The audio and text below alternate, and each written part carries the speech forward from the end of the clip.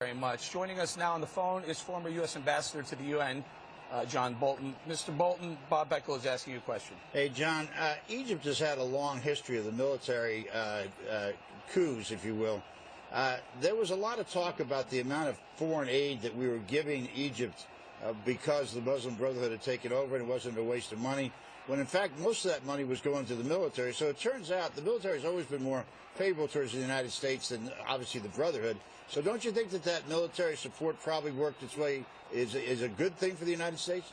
Absolutely. I've said that right along. I would have suspended military aid in the last weeks because of what Morsi was doing, to send a signal to him that his behavior was unacceptable and to send a signal to the military that they needed to exert themselves.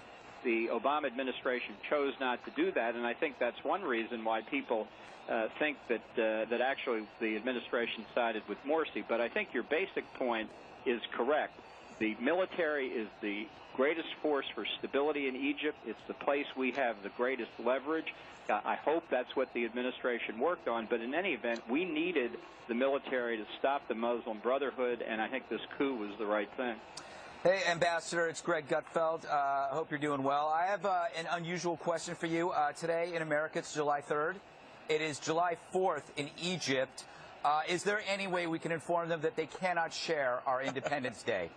Well, I don't think they'll rush to share it in any event. But you know, this is a long way from being over. And while as I just said, I support the military's action here, I think there's every prospect that this could get a lot more tumultuous and even bloody before it's over. There's a fine irony here in ousting Egypt's first elected president. Right. But it was because he was on the way to, as the saying goes, one person, one vote, one time, and that had to be stopped. Mm-hmm.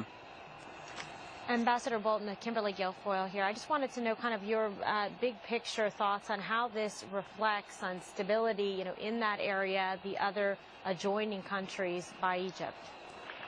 You know, democracy is a culture. It's a way of life. It's not simply holding elections and counting votes. It's much broader than that. And I think that's why the Arab Spring has come up wrong in so many cases. The culture just wasn't ready for it. That's no knock on the Middle East. Europe didn't exactly cover itself with glory in the field of democracy in the first two-thirds of the 20th century, and Russia's proving you can leave democracy and go back into authoritarianism even as we speak.